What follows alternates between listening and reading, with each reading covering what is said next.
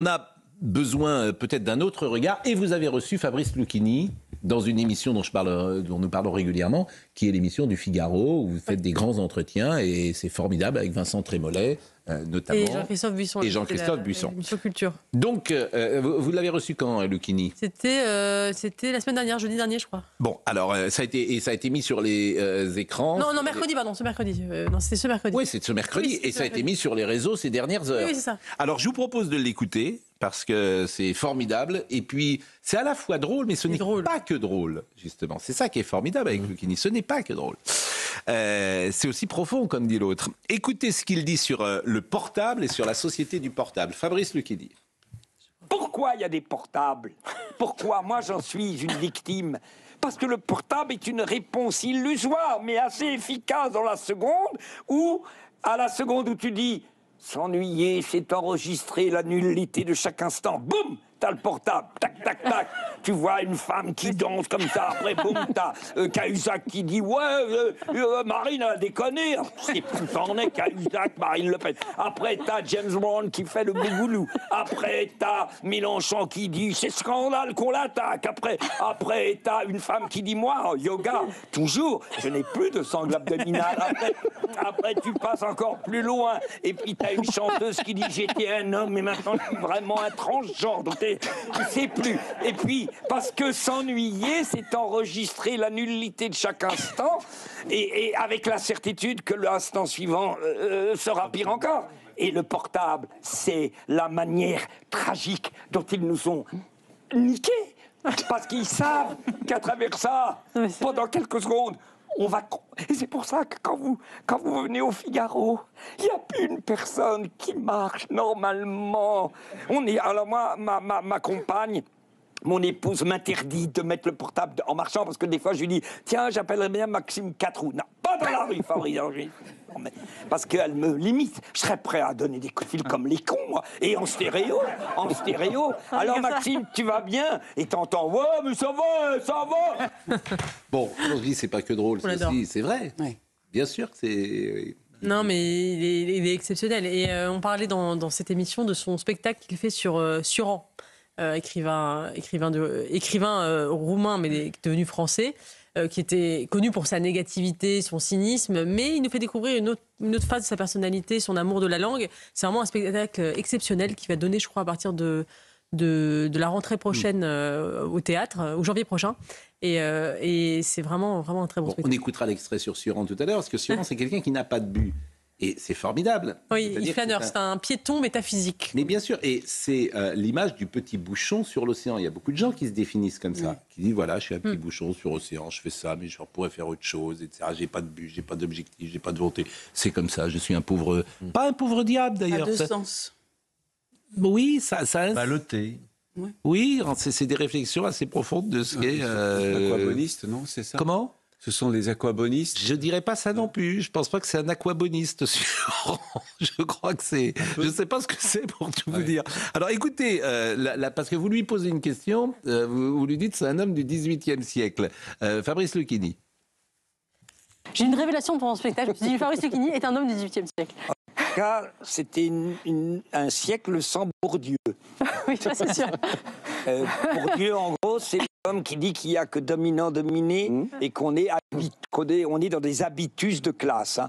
Moi, manque de bol, il s'est planté pour moi, même s'il intègre les exceptions. Parce que moi, je viens d'un milieu où on mangeait sur du formica, et la thèse de Bourdieu, c'est qu'on bouffe que sur du formica quand on a connu du formica. Sauf que moi, j'adorais le formica parce que c'était lié à ma maman. Il était bleu clair, mon formica. Mais je suis devenu apprenti coiffeur à 13 ans et demi. Alors, je ne vais pas le raconter, ça fait des 1000 fois que je le raconte. Et puis un jour, on a demandé à Jean d'Ormesson, mais vous êtes né avec une cuillère dorée dans la bouche. Et tandis que Lucchini, sa maman était femme de ménage, qui est vrai. Et je viens d'un milieu extrêmement simple et modeste. Avec l'amour que je porte à ma mère, parce que c'est elle qui m'a emmené, pas dans n'importe quel salon de coiffure, elle a trouvé l'avenue Matignon, comme si elle avait compris qu'il fallait un transfuge de classe très vite. Au lieu de m'emmener tout de suite où j'habitais, c'est-à-dire rue Ramet, pas loin de la Goutte d'Or, elle s'est dit non, je vais l'envoyer dans le 8e, près du Figaro, et je même faire une confidence. Elle a été femme de ménage dans le bureau d'une grande plume du Figaro. Et j'en fais pas une... Vous savez, il ne faut pas non plus faire... Je viens d'un milieu... Vous avez remarqué, maintenant, tous les acteurs disent « Mais moi, je viens d'un milieu très, très pauvre. Encore plus pauvre que toi. Non, moi, c'est plus pauvre. Moi, je suis né dans le 94, 93. C'est le quartier. Oh non, moi, je suis né... Et tout le monde est né, mais de plus en plus bas. Alors, le mec oserait dire « Je suis né dans le 16e. Oh, » saloperie, va. Bon, ce qui est intéressant là aussi, c'est que ça parle de la société française des années 50, des années 60, et cette possibilité de prendre l'ascenseur social qui existe moins aujourd'hui. C'est pour ça que c'est intéressant. Et cette mère dont il parle, c'est intéressant aussi, ce rapport culturel qu'a cette mère qui dit « je vais l'envoyer dans le 8e arrondissement », avec des codes qui sont compris. Oui, le parcours de Lucchini est absolument fantastique quand on y pense, d'un milieu modeste s'est élevé à une telle maîtrise de la langue, est devenu un passeur de la culture française. Il y en a plein des comme ça. Oui, il y en a plein, mais Alain Juppé était... je suis pas sûr qu'aujourd'hui on est toujours possible. C'est ça que je Alain veux dire. Juppé, Georges Pompidou étaient de milieux très, très modestes. Oui, mais je suis pas sûre je suis pas sûre qu'aujourd'hui ce soit encore possible. C'est ça qui. Je suis d'accord avec vous. C'est ça qui me. Et quand je disais c'est un homme du XVIIIe siècle, c'est parce que je voyais bien, enfin dans son spectacle, il parle beaucoup des salons. Il cite Madame du Défend, Madame de Genlis, etc. Ces femmes de salon. Et j'imaginais très bien Fabrice Lucchini dans un salon du XVIIIe. Il a une espèce de maîtrise de la langue française. Le XVIIIe, c'est le siècle de la langue française. C'est pour ça que je lui demande. Oui, c'est même le siècle de la France tout court. Moi, je pense que c'est encore possible. Je pense que c'est encore possible. Alors, bien sûr, avec beaucoup d'embûches et beaucoup de difficultés, mais c'est peut-être les difficultés aussi qui font que c'est encore possible. Moi, mon père, il venait d'un endroit où il n'y avait pas d'eau, pas d'électricité, rien du tout. J'avais un grand-père tirailleur sénégalais et l'autre grand-père rescapé de la Shoah. Donc, on part quand même avec une question sur la vie et la mort. Par écrire des chansons pour Sheila. Donc c'est ça quand même, c'est extraordinaire, parce que j'ai vu que vous aviez écrit dans le dernier album, on l'écoutera tout à l'heure, la chanson pour Sheila, on la salue d'ailleurs, je sais qu'elle nous écoute de temps en temps, et comme on est des fans de Sheila, on est content que vous, puisqu'on est aussi fans de vous, que vous ayez écrit une chanson pour Sheila. Troisième passage sur Jean-Jacques Rousseau, passionnant, Jean-Jacques Rousseau, ce qu'il dit sur lui. Jean-Jacques Rousseau a écrit « Et nous aimerions autant ne pas être,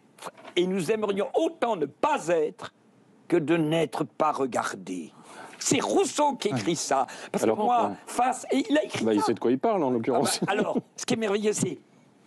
J'ai demandé à Patrick Dandré, mais c'est un portrait à charge.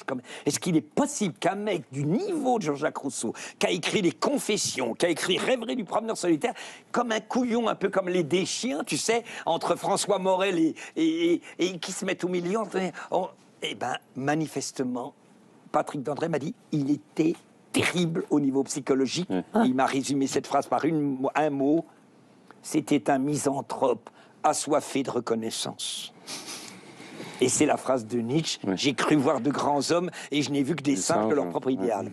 Bon, ça aussi, c'est intéressant. Parce que la part de la psychologie dans les décisions des grands, si j'ose dire, ceux qui nous gouvernent, on la met souvent de côté. On ne veut pas faire d'analyse psychologique. On dit souvent, voilà, on ne va pas faire de psychanalyse à dessous. C'est ça l'expression qui est utilisée. Mais on a tort, peut-être. Parce qu'elle explique évidemment bien souvent... Un misanthrope assoiffé de reconnaissance. Ben oui. Il y en a beaucoup, je pense. Alors, on l'a cité 25 fois, on est dans des milieux où il y a les professions délirantes. Et ça, c'était le fameux texte non pas de Peggy, mais de Valérie, sur les professions délirantes. Donc vous retrouvez les mêmes psychologies. Oui, c'est vrai. Homme politique, grand avocat, grand journaliste, pourquoi pas. Journaliste exposé, en tout cas. Chanteur, artiste, tous ceux qui vont dans la lumière. Les professions délirantes. La vanité. De tous les... Oui, alors il y a la vanité, mais il y a aussi cette volonté d'être... Il y a des gens qui préfèrent perdre en étant au centre que gagner en étant à l'extérieur. C'est comme au foot. Oui, mais je trouve en sport, et c'est pour ça que j'aime bien le sport, il n'y a pas il y a un rapport plus objectif aux choses. Et en politique, on dit, vous savez, qu'on parle de bien ou en mal de toi, c'est mieux qu'on ne parle pas. Oui. C'est ce qu'on dit en politique. Mais oui, mais voilà. Je suis d'accord avec vous, mais est-ce que c'est vrai ça ou pas, André Vallée ? Est-ce que par exemple, vous Vous trouvez que vous avez fait partie des professions délirantes, qu'il y avait un désir d'être dans la lumière, ou vous vouliez faire le bien commun, c'était un sacrifice, un engagement Oui, il y a un peu des deux, oui, sûrement, oui. J'ai toujours voulu faire de la politique, moi, depuis l'adolescence. Donc, c'était parce que j'aimais l'histoire de France, j'aimais lire beaucoup des ouvrages politiques, de philosophie, etc. J'ai toujours voulu être avocat, peut-être aussi pour le côté, justement, défendre des causes. Et puis, pour moi, les deux étaient liés, le métier d'avocat et la politique. Mais lorsque vous avez rencontré les hommes de gauche avec qui vous avez travaillé, est-ce que vous avez vu des psychologies communes, que ce soit Lionel Jospin, François Mitterrand, Michel Rocard, toute l'aventure de la gauche que vous avez vécue? Est-ce qu'il y a eu des personnalités où vous vous êtes dit, lui, il est surtout là pour être sur la photo, par exemple? J'ai pas connu Mitterrand, moi, très peu. Hein. J'ai aperçu une ou deux fois dans des meetings. J'ai bien connu Jospin, et lui, vraiment, non, c'était l'engagement sincère. Hein. Il cherchait pas à être sur la photo. Il avait cette austérité protestante. Et il a réussi en même temps. Non, il a réussi. Il voulait pas être sur la photo. Il a réussi à être Premier ministre pendant 5 ans. Mais un bon Premier ministre. Sans doute. Alors, le dernier extrait, c'est Sioran. Parce que là, effectivement, c'est très... vraiment, c'est un des passages est aussi très drôle. Et puis, ce qu'est Sioran, c'est assez amusant, tel qu'il le raconte. J'aime en Sioran ce badaud douloureux, curieux, qui parle à n'importe quelle personne. Alors, s'il y a un point commun entre Sioran, deuxième période où il parle français, c'est d'avoir senti la métaphysique dans les anecdotes, dans le quotidien. Il va pas bien. Un jour, il est place Saint-Sulpice et il y a un film qui se tourne. Et alors, il regarde, tu vois, j'adore l'idée qu'il n'a pas de but. Parce qu'il est insomniaque, donc il y a un film, il est minuit, il s'arrête. Il n'a pas de but, c'est pas un homme affairé, il n'a pas 3 portables, tac, tac, tac. Alors, rendez-vous à 14h30, tac, tac, tac, oui, d'accord, on branche l'Amérique, d'accord. Enfin, il a une compagne qui l'attend quand même. Alors là, c'est le absolu, on va y revenir. Et il regarde le film, il voit un CRS qui dit à un pote, au bout de 8 heures d'avoir vu la même scène pénible, on dira la merveilleuse phrase de Johnny Hallyday sur les roches, ça aussi c'est très intéressant parce que c'est très sioranesque, eh bien, parce que c'est pascalien surtout. Et figurez-vous que le CRS dit, moi je te dis, il dit ça à son pote, après ça, jamais tu m'entends. Jamais je mettrai 1 franc pour aller voir un film. Il voit la même scène répétée. Et si on continue, on pourrait dire de ça pour tout. On pourrait dire de ça pour tout, de tout ce qu'on a de tout ce dont on a découvert les dessous. Cependant, les gynécologues aiment, les désespérés font des projets et les nihilistes vont en vacances. Qu'est-ce que tu veux? Alors, s'il y a point commun, c'est qu'il est vide. Il est perdu. Et on lui tapote l'épaule. Et moi, je ne suis pas autre chose que quelqu'un à qui on pourrait tapoter l'épaule. Derrière ce côté hystérique, je suis comme Sioran. J'ai besoin qu'on me tapote l'épaule. Et c'est le public qui me tapote l'épaule. Il est ému, là. Oui, mais je suis d'accord avec vous, mais c'est curieux de vouloir être aimé par des gens que tu ne connais pas. Et c'est le problème du public. Parce que tu pourrais vouloir être d'abord aimé par ta compagne, d'abord aimé par des gens que tu connais, et tu choisis, et c'est ce qu'il dit, le public. Mais le public est inconnu, quoi. Il ne connaît pas les gens. Et effectivement, c'est les vedettes, quoi, les acteurs, quoi, ou les gens qui sont sur scène veulent être aimés par des gens qu'ils ne reverront jamais et qu'ils ne connaissent pas.